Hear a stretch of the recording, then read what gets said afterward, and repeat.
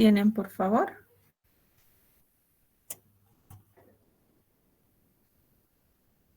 $18.57, doctora. Espérame 3 minutitos. 2, ya, 2, 2, 2.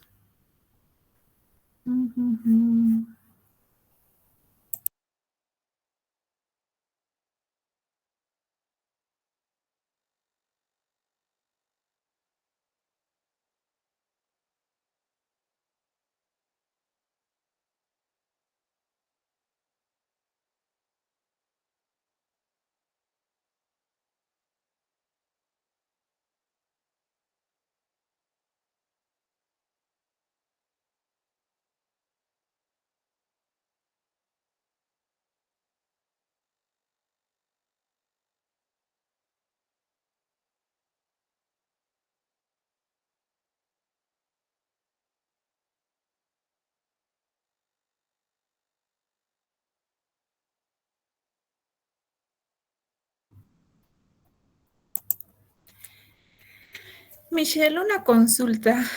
¿Te has enlazado con tu correo institucional?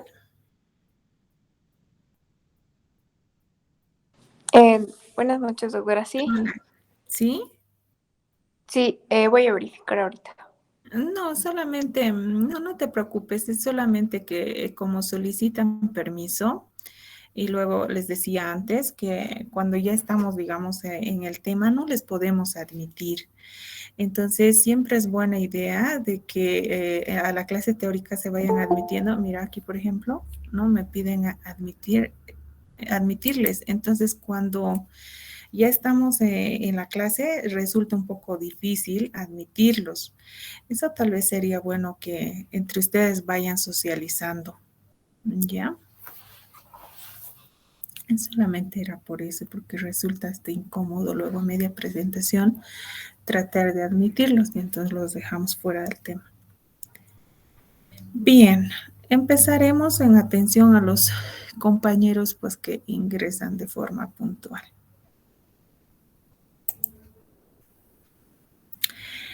Hoy vamos a tocar un tema un poquitín complejo de pronto, sin embargo muy importante dentro de lo que es la práctica clínica, por la frecuencia pues de presentación en las pacientes.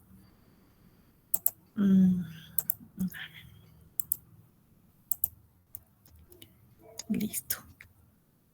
Kevin, ¿me puedes retroalimentar, por favor? ¿Están viendo la presentación?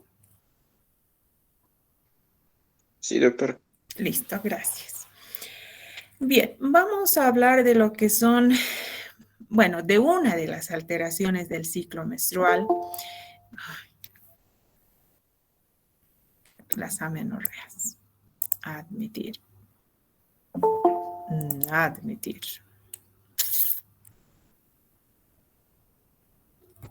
Bueno.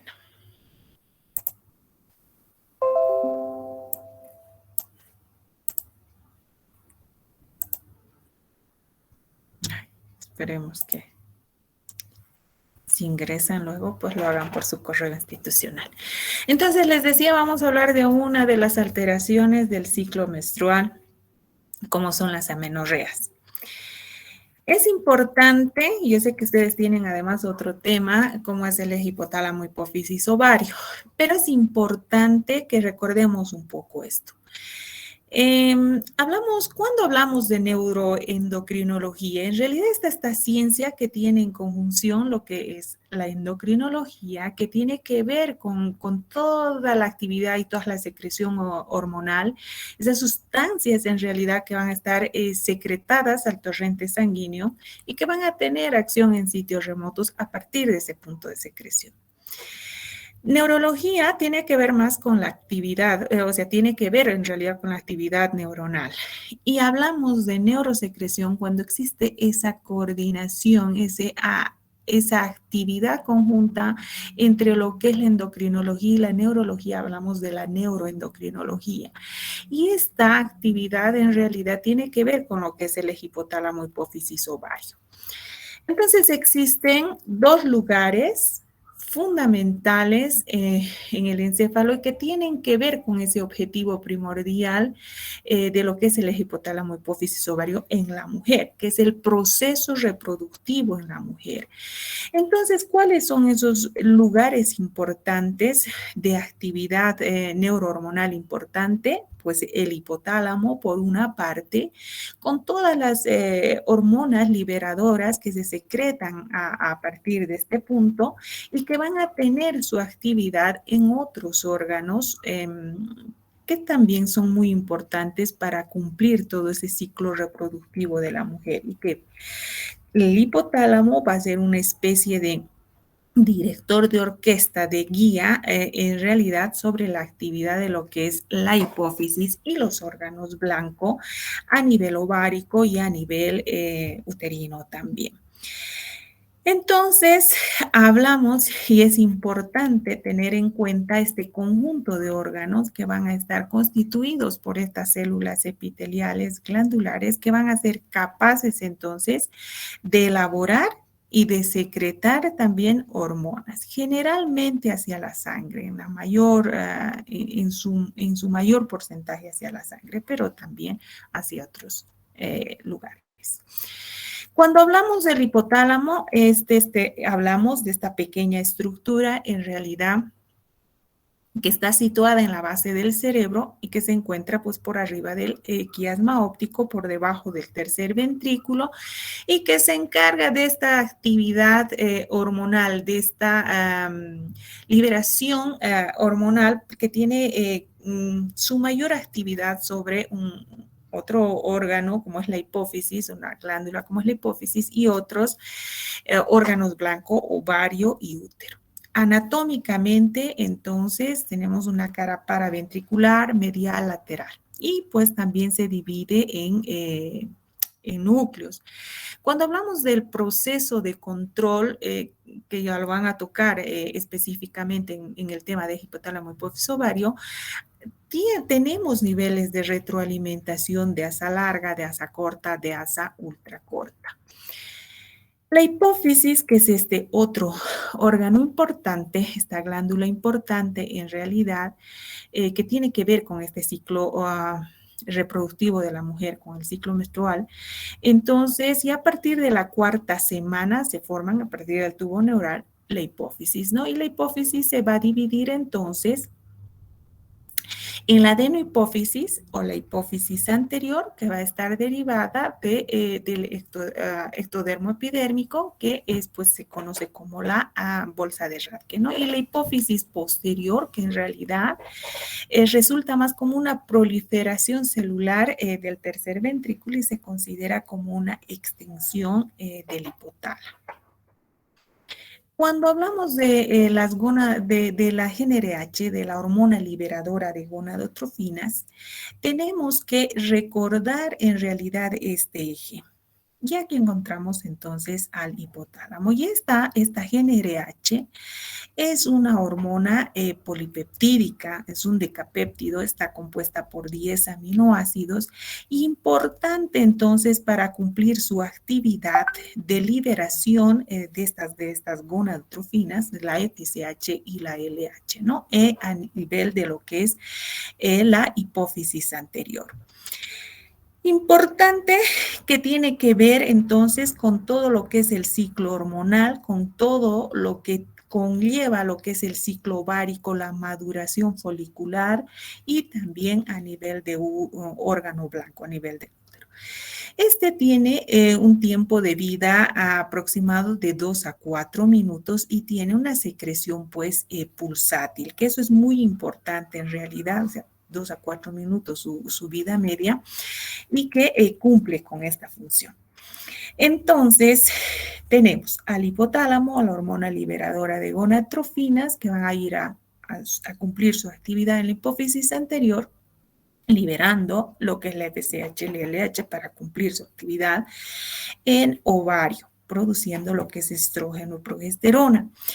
Y las hormonas o las neuronas hipotalámicas encargadas entonces de secretar esta GnRH, esta hormona liberadora, se localizan en el núcleo arqueado y en la eminencia media.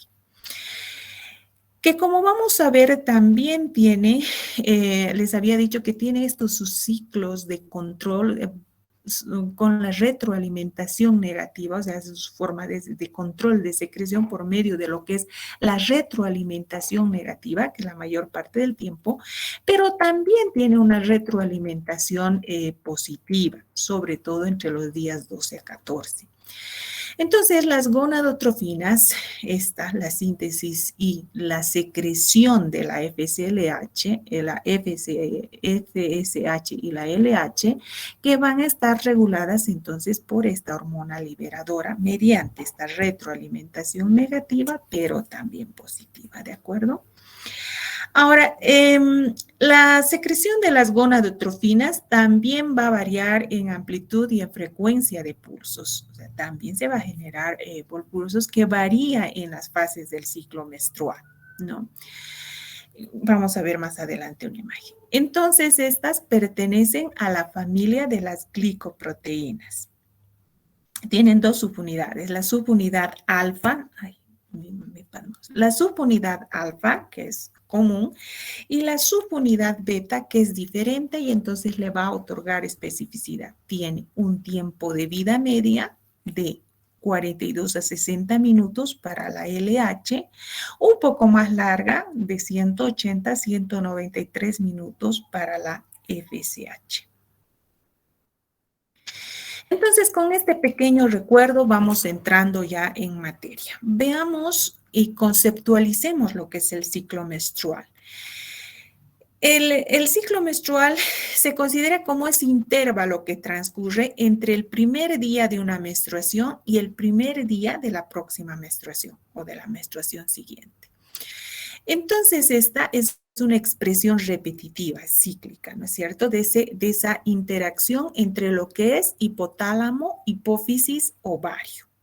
¿Cuál es el objetivo en realidad de este eje? Pues la liberación de una célula germinal que esté apta para la fecundación. Cuando hablamos de menstruación, debemos de considerar que solo el 50% es sangre y el otro 50% es exudado endometrial y detritus.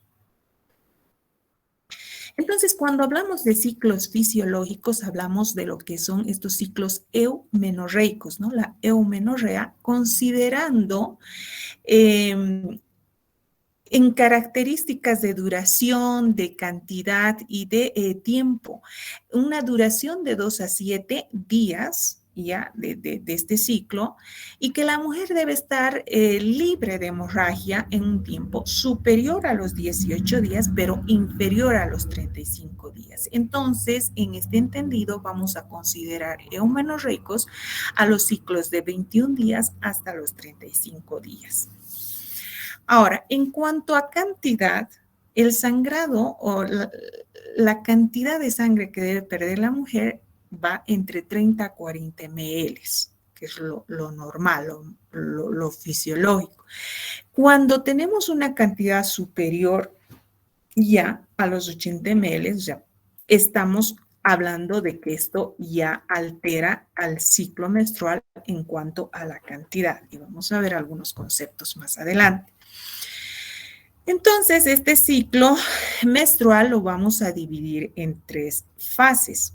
Una fase folicular, una fase luteinizante, una fase menstrual, ¿no es cierto? Entonces, es importante que cuando hablamos de hipófisis, que tiene que ver con toda esta neurosecreción, y al día 14, tomando en cuenta el punto 0, el primer día de la menstruación, el día 14, entonces, a nivel de lo que es hipotálamo hipófisis, existe en la hipófisis lo que es el pico de la LH, que se va a dar en el día 14 del ciclo, ¿cierto?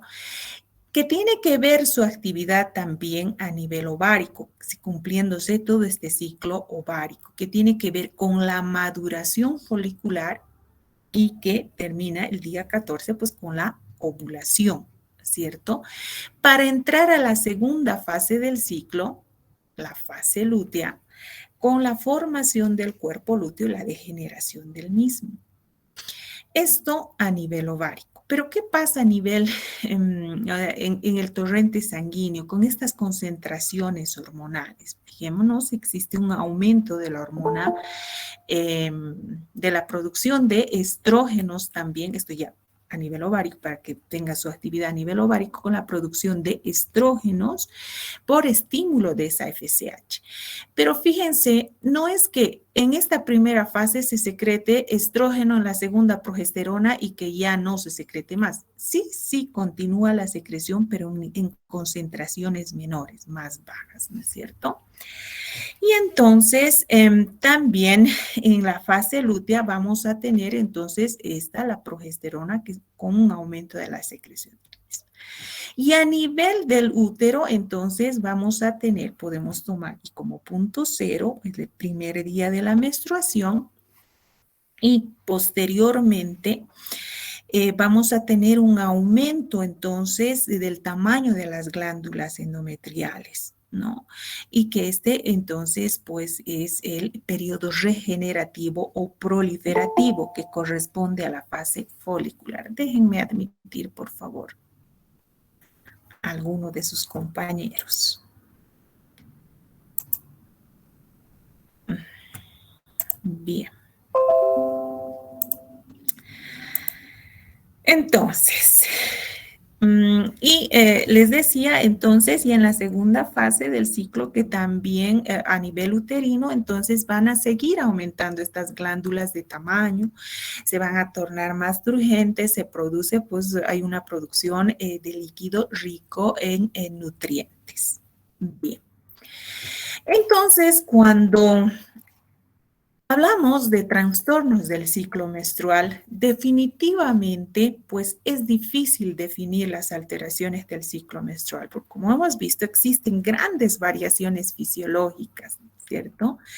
Pero en un concepto general, o en un contexto general más bien, aceptamos a las amenorreas y otros trastornos hemorrágicos por defecto, a los sangrados uterinos anormales o a las hemorragias uterinas disfuncionales. No hay hemorragias uterinas anormales, eso siempre les digo a los que están haciendo práctica conmigo. Sí podemos tener hemorragias, también es otro tema que está dentro de su programa, y las dismenorreas. Entonces, en un contexto general, aceptamos estos trastornos del ciclo. Hemos dicho que la eumenorrea tiene que ver con el cumplimiento de lo que es en frecuencia, en cantidad y en duración durante este ciclo menstrual, que además es cíclico y es repetitivo. Que cuando vemos alteradas la frecuencia, hablamos de opsomenorrea, proiomenorrea o amenorrea. Con las variantes, evidentemente, cambios en la terminología que se han dado a partir del 2016, cuando hablamos de sangrados uterinos anormales. Entonces, vamos a ver si tenemos estas alteraciones de frecuencia, la promiorrea, los ciclos mayores a 35 días o un retraso de más de 5 días, las amenorreas, que vamos a ver que es la ausencia de 3 ciclos menstruales, pero en estas mujeres que son regulares en estos ciclos menstruales, o de 6 ciclos irregulares, o sea, en estas mujeres que tienen sus ciclos irregulares, entonces la ausencia de 6 ciclos, ¿no es cierto? Cuando hablamos de alteraciones de la cantidad, hablamos de las hipermenorreas, hiper mucho, hipo poco, ¿no? Entonces tiene que ver con el aumento considerable en la cantidad de sangrado o la disminución. Y cuando hablamos de duración, hablamos de las polimenorreas, que son menstruaciones mayores a 8 días, y las oligomenorreas, menstruaciones menores a 3 días. Entonces, el tema de hoy, pues las amenorreas. La amenorrea definitivamente es la ausencia de menstruación, y que esta puede corresponder a un proceso fisiológico, sí, como lo vamos a ver más adelante, o puede ser la primera manifestación de un proceso patológico que definitivamente hay que investigar. Entonces, ¿cómo vamos a clasificar a las amenorreas? O sea, ya estamos entrando a más detalle. Entonces, las amenorreas las podemos clasificar en primarias o secundarias, ¿no? Dependiendo si las amenorreas ocurren antes, ¿no? Definitivamente, o después de la menarquia. Y que tiene una connotación definitivamente, pues, patológica, ¿no es cierto? Y las amenorreas fisiológicas. Entonces encontramos tres tipos de amenorreas: las fisiológicas, las primarias, las secundarias. Las primarias, las secundarias, que definitivamente son patológicas. Es importante recordar, ¿no?, que en la mayoría de los casos la menarquia, que es esa primera regla, va a ocurrir 2 a 3 años después de la aparición del botón mamario o la telarquia. Por eso, cuando hablemos de diagnóstico, es importante el examen clínico en un contexto general en la mujer. Esto en Latinoamérica y Chile ocurre en promedio entre los 8 y los 9 años, con una menarquia alrededor de los 12 años. Si decimos que la telarquia ocurre a esa edad y después de 2 a 3 años ocurre la menarquia, entonces estamos hablando en general a los 12 años que deberíamos de estar esperando pues la primera menstruación en las mujeres. Hablando de las amenorreas fisiológicas, entonces ocurren estas en ciertas etapas de la mujer, ¿no? Por ejemplo, en la pubertad encontramos todavía en estas mujeres que están empezando a menstruar y que se deben a una inmadurez del eje hipotálamo, hipófisis, ovario. En el embarazo, durante el periodo de lactancia y en este otro ciclo que la mujer está entrando ya al finalizar, pues, su actividad fértil, ¿no es cierto? Entonces, esto en cuanto a las amenorreas fisiológicas. Sí, definitivamente hablamos como una manifestación patológica que hay que investigar. Entonces, entramos en lo que son las amenorreas primarias, y que estas corresponden a la ausencia de la menarquia a los 15 años con desarrollo de caracteres sexuales secundarios. Pero también podemos englobar, encajar dentro de este concepto a las mujeres que a los 13 años no han presentado menarquia y no tienen desarrollo de caracteres sexuales secundarios. Asimismo, se considera amenorreas primarias a estas pacientes que pues no han presentado la menarquia después de 3 a 5 años de iniciada la telarquia, ¿no?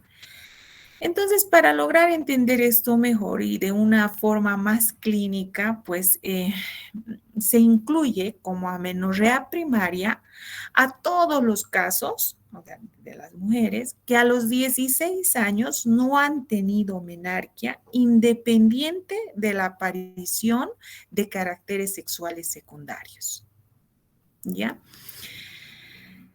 Cuando hablamos de amenorreas secundarias, estas se definen como la ausencia de menstruación por un periodo de 6 meses en aquellas mujeres con ciclos menstruales irregulares, ¿no? O durante el primer año de edad ginecológica también.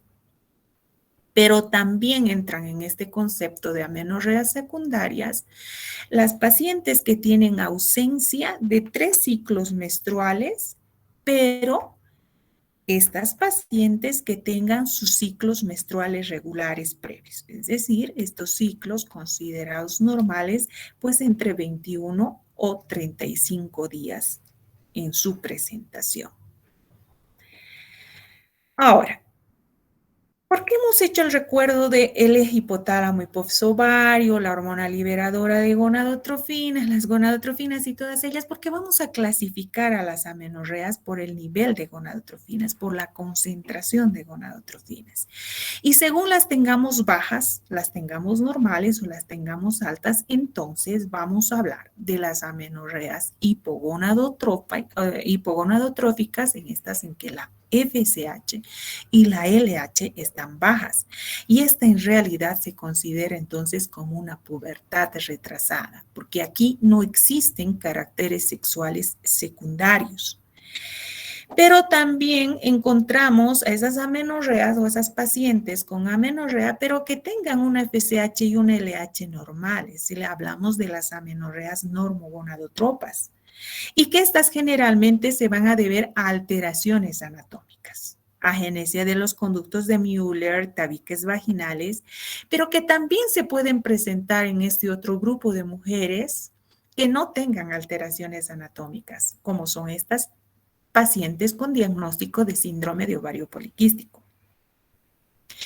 Y las otras amenorreas con FSH y LH altas, que hablamos de las amenorreas hipergonadotropas. Y en este caso, estamos hablando de que el ovario no responde, o sea, la secreción de FSH es alta, pero el ovario no responde, entonces esa retroalimentación también se va a ver perjudicada porque pues no existe un control adecuado. Entonces, va a seguir secretándose, se va a seguir liberando y se va a seguir liberando FSH y LH altas. Vamos a ver. Cuando hablamos de las amenorreas hipergonadotropas, entonces de esas con FSH y LH alta, tenemos que ver que la causa más frecuente de estas son las disgenesias gonadales.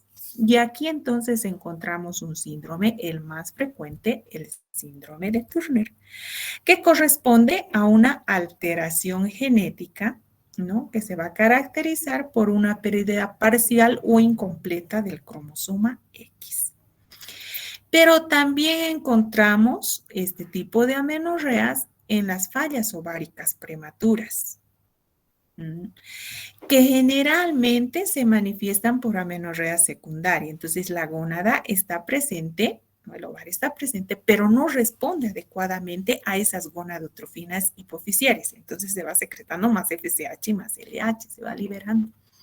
Más adelante vamos a ver también que tiene que ver con las alteraciones a nivel de lo que es hipotálamo, hipófisis, ovario.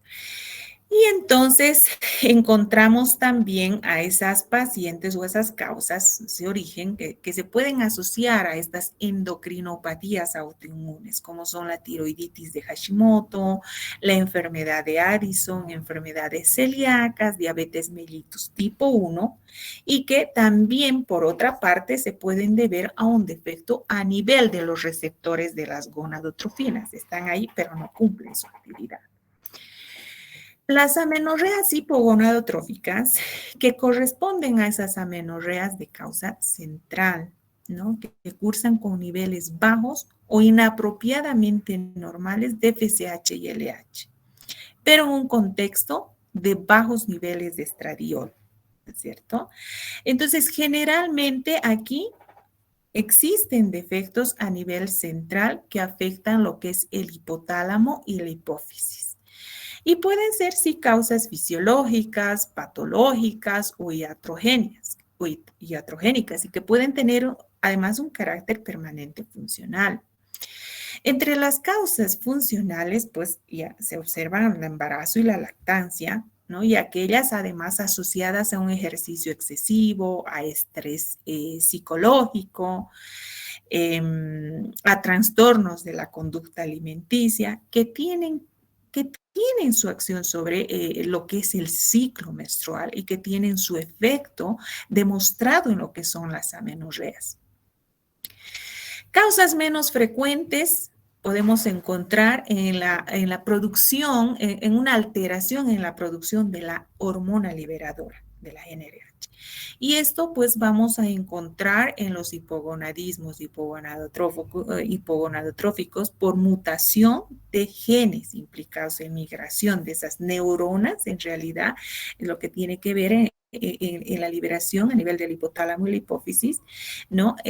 Para la liberación de las gonadotróficas. Por eso hicimos ese recuerdo anatómico, en realidad, del hipotálamo hipófisis ovario también.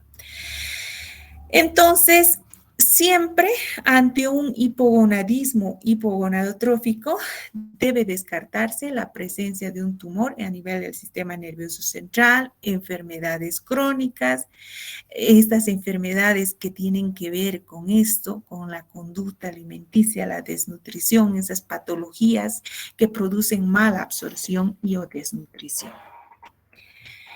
Las amenorreas normogonadotróficas, que estas van a cursar con niveles normales de estrógeno, de FSH y de LH. Entonces, ¿a qué se deben? ¿Por qué se dan? Generalmente por malformaciones vaginales y uterinas, y se van a presentar estas como amenorreas primarias, pero con desarrollo de caracteres sexuales secundarios.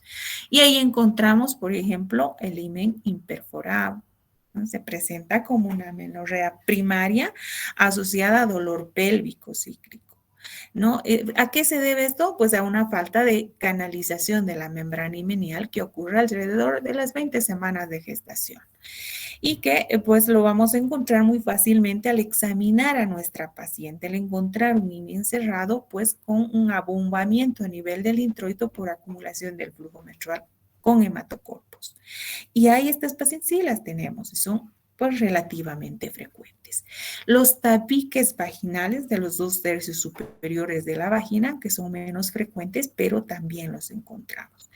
El síndrome de Mayer-Rokitansky-Kuzneur-Hauser, que pues hace unos 4 años manejó una paciente, el doctor Mario García, pues que ustedes lo conocen, rotan también con él. Entonces, tenemos este tipo de pacientes que se caracterizan por una agenesia vaginal, ¿no? Con útero ausente o hipoplásico. Otras causas de amenorrea normogonadotrófica, el síndrome de insensibilidad a los andrógenos, que se va a deber más bien a una alteración a nivel de los receptores de testosterona, ¿de acuerdo? Entonces aquí las pacientes van a tener un fenotipo femenino, pero tienen un cariotipo 46XY, ¿no?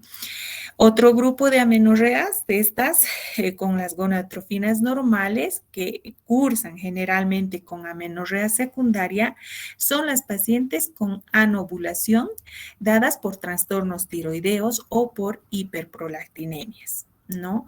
Entonces, la hiperprolactinemia puede estar dada por los adenomas hipoficiarios, pero también puede producirse por condiciones que disminuyan la dopamina, factores tales como el estrés o neoplasias endocrinas múltiples.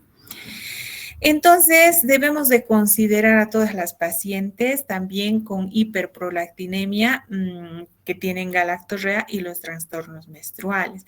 Pero no todas las hiperprolactinemias cursan también con galactorreas, eso también es muy importante. Entonces, si vamos a ver cuál es la etiología más arriba de esas amenorreas hipotalámicas, que estas antes llamadas funcionales, que corresponden a estas amenorreas secundarias o primarias que ocurren en realidad sin evidencia de factores causales endocrinos o sistémicos, ¿no? Y entonces, pues que tiene que ver con esta supresión de la pulsatilidad o de la pulsatilidad de la GnRH en su proceso de liberación. ¿Se acuerdan que hablábamos al principio? Entonces, ¿cuáles son los 3 factores principales para hablar de estas amenorreas hipotalámicas en la primera estación, si ustedes quieren, en el primer punto?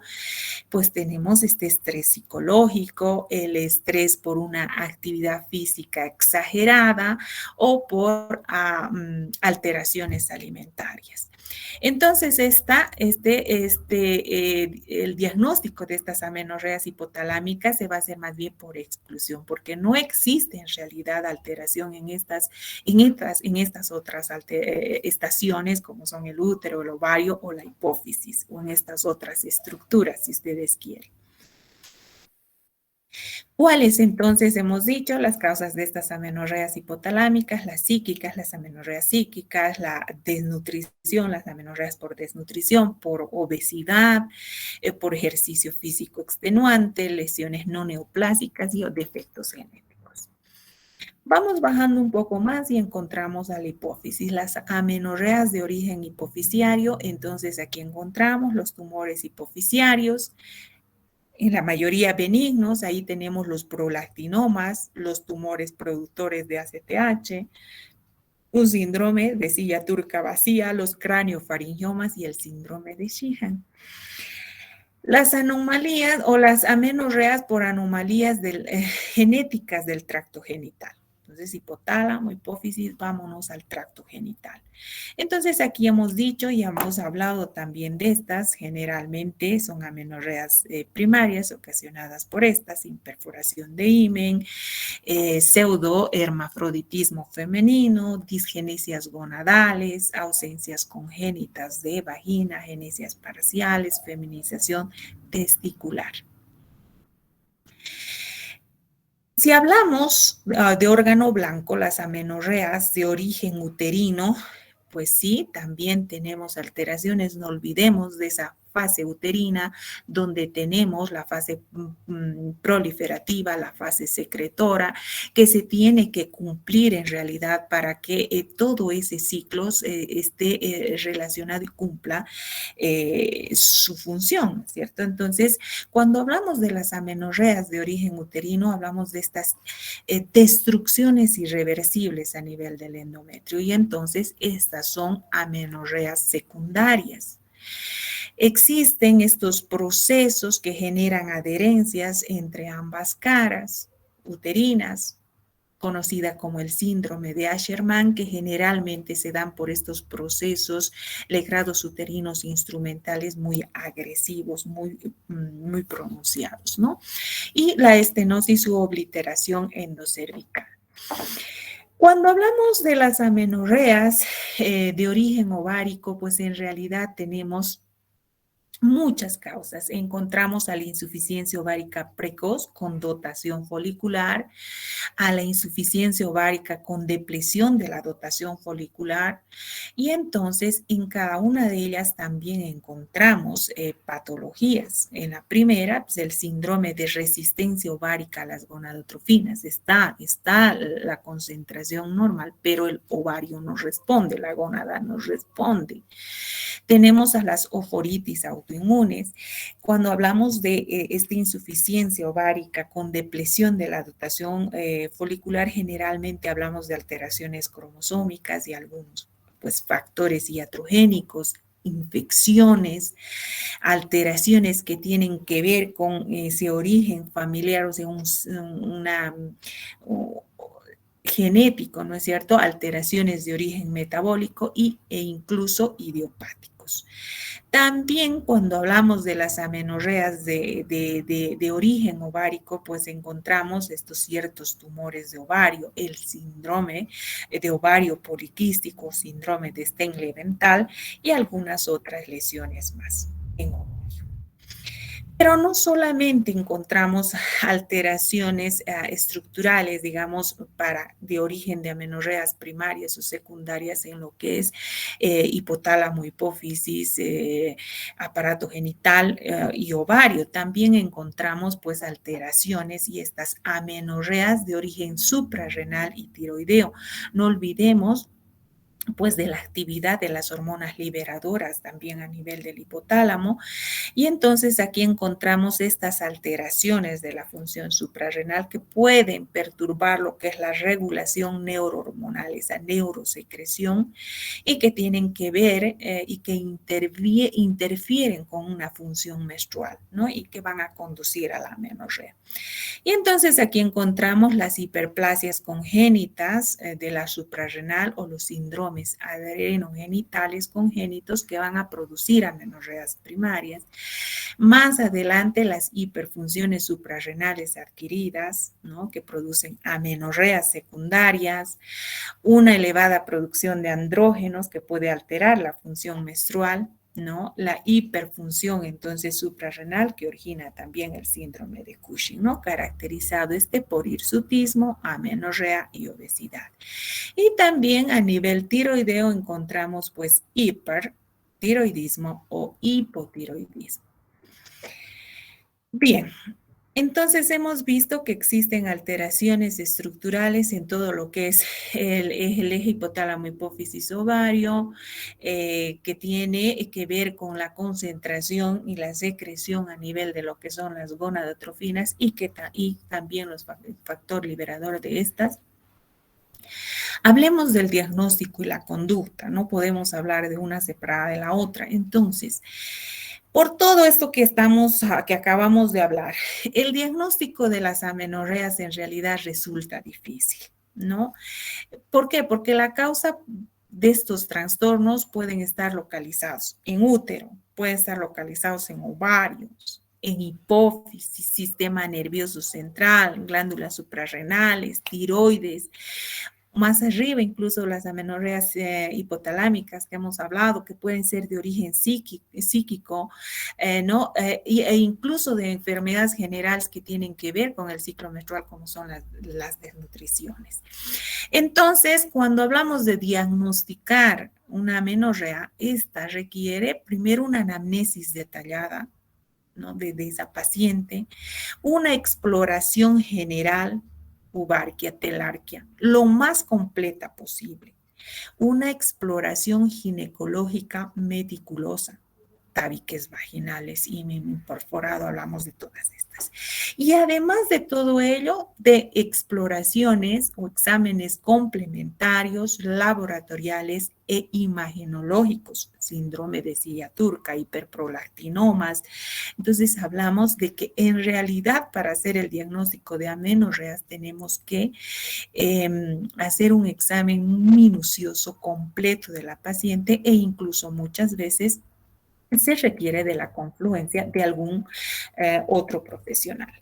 Entonces, cuando hablamos del estudio de las amenorreas primarias, ¿no?, la presencia o la ausencia de los caracteres sexuales secundarios o del desarrollo anormal de estos sí puede ser de ayuda.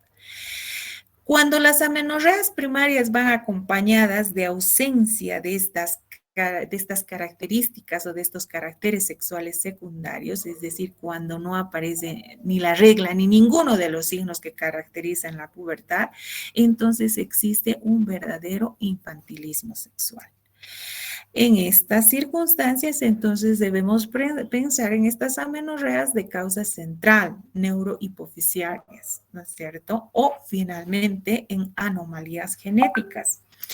Entonces, estas amenorreas con infantilismo sexual, que pueden ser producidas por estas anomalías genéticas, principalmente tenemos las disgenesias gonadales o el síndrome de Turner, ¿no es cierto? Entonces, cuando tenemos estas amenorreas primarias, pero con caracteres sexuales secundarios desarrollados, entonces, ¿qué nos sugiere? Una anomalía en el tracto genital, imperforación de himen, ausencia congénita de la vagina, ¿no?, el famoso síndrome de Rokitansky-Kuznets-Hauser, y cuando las pruebas de la función hipotalámica hipofisiaria son normales. Cuando hablamos de una amenorrea secundaria, lo primero que debemos descartar es un embarazo.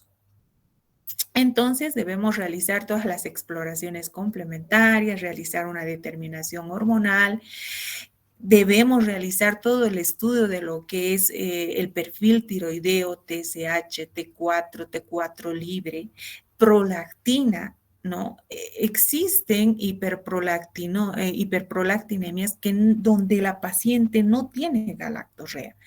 Cuando tenemos una hiperprolactinemia, por norma y por protocolo debemos realizar una radiografía de silla turca, pero si tenemos la posibilidad de realizar una tomografía, pues mucho mejor, un ataque de cráneo, ¿no? Y si se dispone de una resonancia magnética nuclear, pues mucho mejor.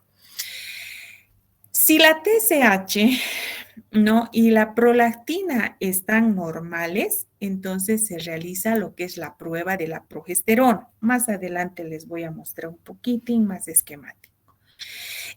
En esta prueba de progesterona podemos utilizar la medroxiprogesterona 10 miligramos por 5 días o una progesterona sintética de 5 a 10 miligramos diarios por 3 a 5 días.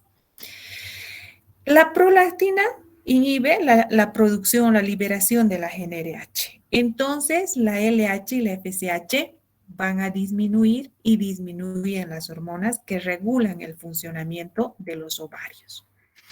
Con la prueba de progesterona pueden ocurrir dos situaciones. O sea, que yo le haya adicionado a mi paciente progesterona, ¿no es cierto? Pueden ocurrir dos situaciones. Que existe una hemorragia menstrual, esto significa que el endometrio es receptivo al estímulo hormonal. Entonces, aquí se puede descartar el útero como una causa de amenorrea y suponer que en el ovario está la falla, ¿no? La falla en la ovulación y la formación de cuerpo lúteo. Sin embargo, existen dos circunstancias, ¿no? En las que hay hemorragia tras la administración de progesterona, ¿no? Con un nivel de estrógeno adecuado, el síndrome de ovario poliquístico y los casos con progesterona elevada asociada a deficiencia enzimática, es decir, que no tenga su actividad a nivel de los receptores. La otra opción es que cuando yo le dé progesterona a mi paciente no hay hemorragia menstrual, ¿no es cierto? Entonces, aquí el endometrio no responde al estímulo hormonal o no existe una secreción mínima de estrógenos capaz de preparar el endometrio. Entonces, deberé administrarle estrógenos. Esto me va a orientar. ¿Qué pasa con la administración de estrógenos? También existen dos posibilidades, o sea, que no haya hemorragia menstrual en el plazo de una semana después de haberle adicionado estrógeno, y entonces el endometrio vamos a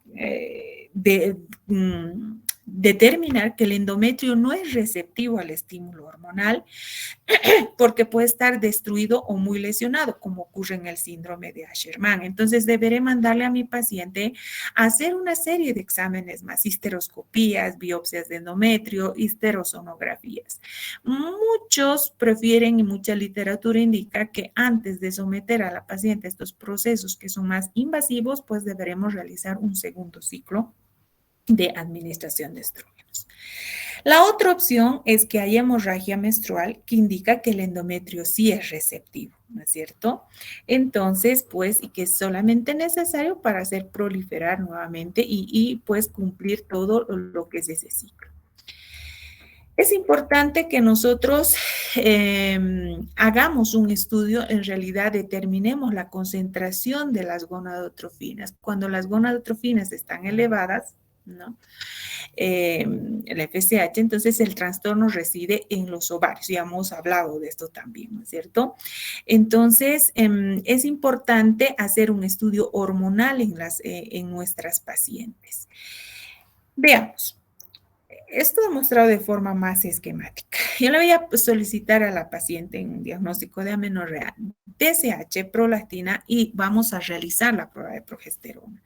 Si la TSH está elevada, hablamos de un hipotiroidismo. Si la prolactina está elevada, pues tenemos una hiperprolactinemia y habrá que descartar con todo esto que TAC, resonancia, pues, los tumores, ¿no es cierto? Y la prueba de progesterona, si yo le adiciono progesterona a mi paciente y responde con prolactina y TSH normal, entonces estoy hablando de estos ciclos anovulatorios. Pero entonces, cuando tengo esta prueba de progesterona positiva, puede existir una prueba falsamente negativa cuando existe un endometrio desidualizado con altos niveles de andrógenos. Entonces, estoy hablando de un síndrome de ovario poliquístico y altos niveles de progesterona. Entonces, el manejo de estas pacientes será con progesterona cíclica dada de forma mensual. Puede ser el acetato de medroxiprogesterona o finalmente anovulatorios cíclicos. Y si la paciente desea embarazarse, entonces deberá realizar una inducción de la ovulación, citrato de clomifeno o cualquier otro, pues de forma regular. Si yo tengo una paciente con TSH, prolactina y la prueba de progesterona negativa, que es lo que acabamos de hablar, entonces puede existir un problema a nivel de órgano efector, pues, o no haber estímulo previo con estrógenos. Entonces, le voy a adicionar estrógeno más progesterona. ¿Qué pasa si mi prueba resulta negativa? Estoy hablando de un problema de órgano efector o de tracto de salida. Pero si la prueba con progesterona es negativa, ¿no? Y le voy a adicionar estrógeno más progesterona y va a menstruar esta paciente, estoy hablando de una falla en la esteroidogénesis. Cuando hablo de una falla de la esteroidogénesis, entonces aquí la falla es a nivel de ovario o de hipotálamo hipófisis. Entonces tenemos que evaluar los niveles de FSH y LH. ¿De acuerdo? En este caso tendremos los niveles de FSH y LH pues con niveles elevados que podemos tenerlos anormalmente bajos y FSH y LH normales. Entonces, si existe una prueba positiva, es decir, va a menstruar con la adición de estrógeno más progesterona, nuevamente hablamos de una falla en la esteroidogénesis. Pero si con el estrógeno más progesterona va a menstruar, mido la FSH y la LH, si esta es baja o es anormalmente normal, digamos, normalmente baja, amenorrea dependiente de hipófisis e hipotálamo, ¿no? El síndrome de silla turca, también para esto realizaré una tomografía axial computarizada y si encuentro alta, entonces estoy hablando de una falla ovárica, este ovario no está respondiendo, ¿no? Entonces puedo tener aquí una falla ovárica prematura. Entonces, las mujeres que presenten concentraciones bajas o normales de FSH y LH con estrógenos bajos o inadecuadamente normales, la afectación se va a encontrar pues arriba, o sea, en el hipotálamo o en la hipófisis. Y si los valores de LH y FSH son altos, entonces el defecto va a estar en las gónadas, en los ovarios, ¿ya? Bien, ese es el tema de hoy, sí es un poco complejo, pero el detalle es entender todo lo que es el eje hipotálamo, hipófisis, ovario. ¿Alguna pregunta, por favor? Ya. Bien, les voy a facilitar la presentación. No sé, alguien me escriba, no sé si sigue siendo el mismo representante. Por favor, siempre les digo, después de la presentación, denle una leída y ahí ya no se van a olvidar más nunca el tema. Bueno, a los jóvenes que tienen rotación conmigo, entonces nos vemos a las 8. Un gusto, saludos, buenas noches. Buenas noches, doctora. Hasta luego. Hasta luego. Gracias, doctora. Buenas noches. Doctora, buenas noches.